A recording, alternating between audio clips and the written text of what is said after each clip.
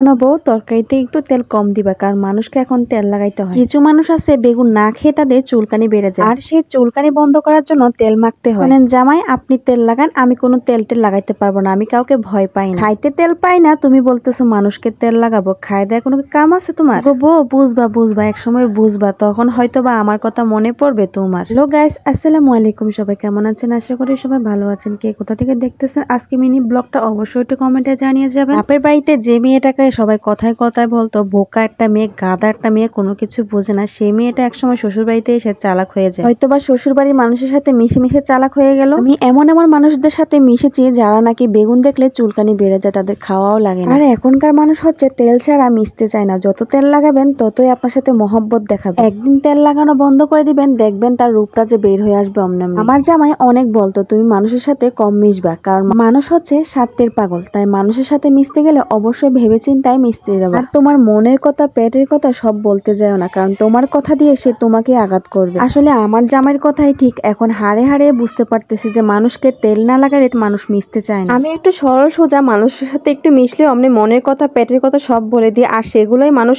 মনে করে যে আমার দুর্বলতা। তবে যাই হোক, এই তো বেগুন তরকারি রান্না করতেছিলাম, আজকে বেগুন তরকারি রান্না করবো। আমার ফেভারিট একটা খাবারের মধ্যে বেগুন পড়ে, তো খুব ভালোই লাগে। যাই হোক, বেগুন তরকারিটা বসিয়ে দিলাম, তারপরে ডিমের চপ রান্না করবো। ডিমের চপগুলো আমি বানিয়ে নিলাম। ডিমের চপগুলো তেলের মধ্যে দিয়ে এদিকে আরেকটা তরকারি বসিয়ে দিলাম, কলা তরকারি, তাও আবার তেল ছাড়া। আমার ছেলের আব্বুর মানে একটু পেটের সমস্যা হচ্ছিল, তার জন্য তেল ছাড়া কলা তরকারি রান্না করতেছিলাম। রান্না করা কলা তরকারি আবার কাঁচকলা বলে অনেকে। তো যাই হোক, এই তরকারিটা কিন্তু পেটের জন্য অনেক ভালো, শরীরের জন্য অনেক ভালো। তো কলা তরকারিটা বসাইতে দিয়ে আসলাম, এদিকে কিন্তু ডিমের চপগুলো হয়ে গিয়েছে, উল্টে দিতেছি। বড় ছেলেটা বায়না ধরেছিল ডিমের চপ খাবে, তার জন্য ডিমের চপগুলো করানো হয়েছিল। আসলে তার অনেক অনেক অনেক অসুস্থ কদিন ধরে, সে যেটা বলতেছে সেটাই রান্না করার চেষ্টা করতেছি, কিন্তু কিছুই খেতে পাচ্ছে না। আসলে জ্বর হইলে এরকমই, মুখের রুচি কোনো কিছু থাকে না, কিন্তু খেতে মন চায়, খাওয়া যায় না। তো যাই হোক, সবাই একটু আমার বড় ছেলেটার জন্য বেশি বেশি করে দোয়া করে দিবেন। যাই হোক, ডিমের চপগুলো করিলাম, আর এদিকে বেগুন তরকারিটা প্রায় হয়ে গেল, উপর দিকে মাছ দিয়ে দিতেছিলাম। এগুলো কিন্তু কাতল মাছ, আগে থেকে ভেজে রেখে দিয়েছি। যাদের অ্যালার্জির সমস্যা আছে তাদের বেগুন খাইলে চুলকাতে পারে, এটাই স্বাভাবিক। তো আমার কোনো সমস্যা নেই, আল্লাহর রহমতে আমি বেগুন খাইতে পারি, আর বেগুন যে আমার এত ভালো লাগে। আমি আবার সব তরকারিতে কাঁচামরিচ, টমেটো, ধনেপাতা দেওয়ার চেষ্টা করি, দিলে আমার ভালো লাগে। তো বেগুনে অনেকে টমেটো দেয় না, আমি টমেটো দিয়ে রান্না করেছি আজকে। কালারটা যে এত সুন্দর লাগতেছিল, সবুজ লাল একদম মানে কি মিশে গেছে। যাক, এত সুন্দর তরকারিটা তো দেখে তো লোভ লাগতেছিল, খেতে বসে পড়লাম তাড়াতাড়ি গরম গরম ভাত দিয়ে। এই তো খেতেছিলাম, আর